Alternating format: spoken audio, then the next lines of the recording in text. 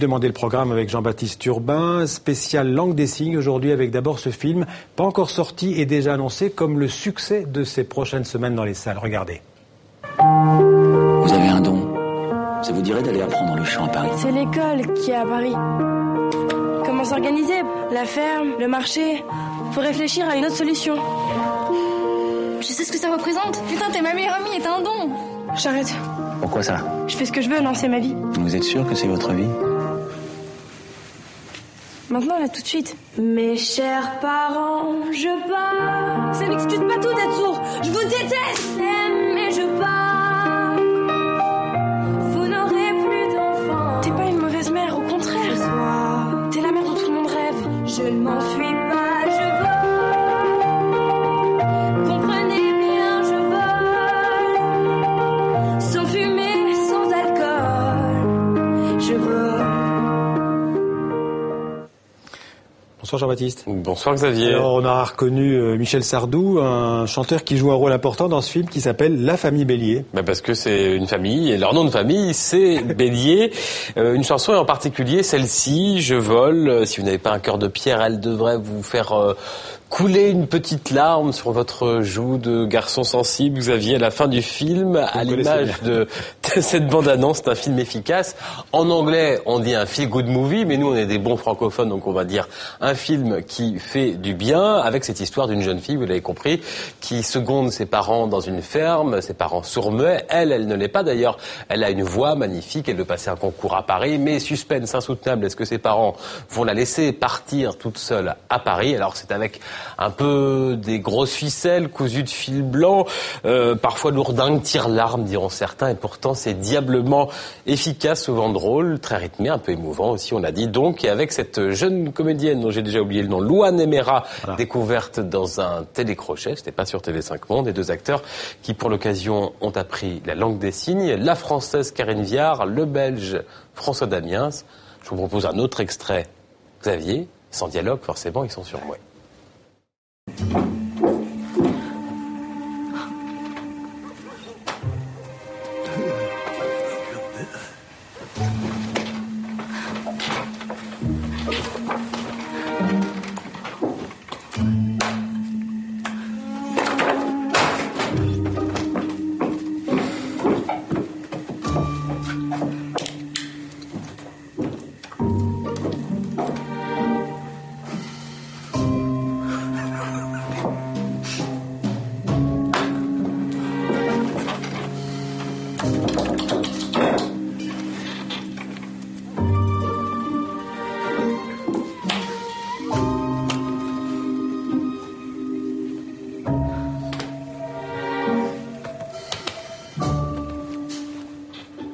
Voilà, c'est un film signé Éric Lartigot, disons-le quand même. Il avait fait ce film Prête-moi ta main, gros succès également en 2006 avec Alain Chabat et Charlotte Gainsbourg, si mes souvenirs sont exacts. Je dis également, mais là, le film n'est pas encore sorti. Il sort mercredi prochain en France, Belgique et Suisse, et beaucoup l'annoncent comme donc le gros succès de l'hiver. Alors, on va continuer à parler, si j'ose dire, de la langue des signes, mais au théâtre, cette fois avec un spectacle bilingue, donc français, langue des signes en français. C'est à Paris, ça s'appelle La Reine-Mère. Oui, le théâtre s'appelle l'International Visual Théâtre. Il est dirigé par Emmanuelle Laborie, directrice de théâtre, donc metteur en scène et aussi comédienne. On l'avait découvert dans ce beau film Les Enfants du Silence, c'était il y a une vingtaine d'années. Elle est sourde-muette et avec son théâtre, elle essaye d'expérimenter la façon dont la langue des signes, française d'ailleurs, parce qu'il y a une langue des signes par langue, cette façon dont elle peut être intégrée à un spectacle. Alors pour les sourds-muets, mais en fait pour tout le monde, tous les spectateurs. Écoutez. La langue des signes a vraiment sa place sur la scène. C'est là où il y a l'écriture de la langue des signes. C'est une langue qui est très graphique, qui est très esthétique, mais pas uniquement. Elle est également porteuse de sens. C'est une langue de message, et c'est une langue qui permet également de raconter une histoire et de lire une histoire. Et je trouve que ça tombe très très bien d'ailleurs, parce que la langue des signes est une langue en 3 dimensions qui utilise l'espace, qui utilise vraiment le corps, qui utilise les expressions du visage. Donc une langue tout à fait théâtrale, elle est parfaite.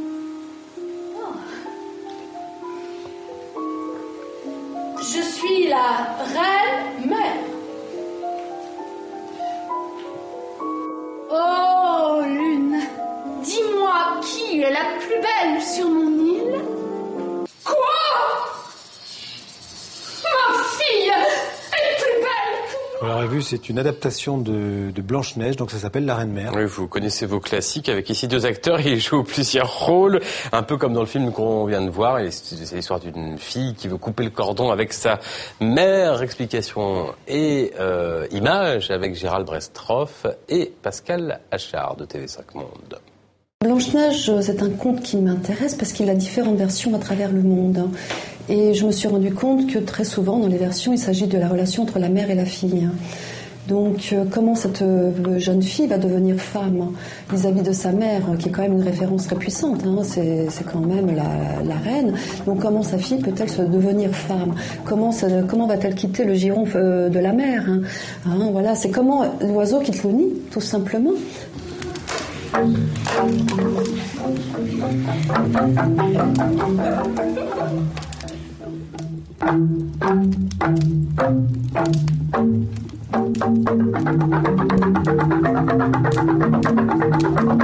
J'avais joué Le Petit Pousset ici même et Emmanuelle, c'est pour ça qu'elle m'a fait la demande pour travailler sur la Reine-Mère. Et j'en avais très très très très envie. Pour moi, je ne serais pas la Reine-Mère, puisque c'est une femme. Et en fait, Emmanuelle m'a demandé également de jouer la Reine-Mère et j'ai trouvé ça vraiment très, très intéressant. Et j'ai beaucoup aimé ce travail.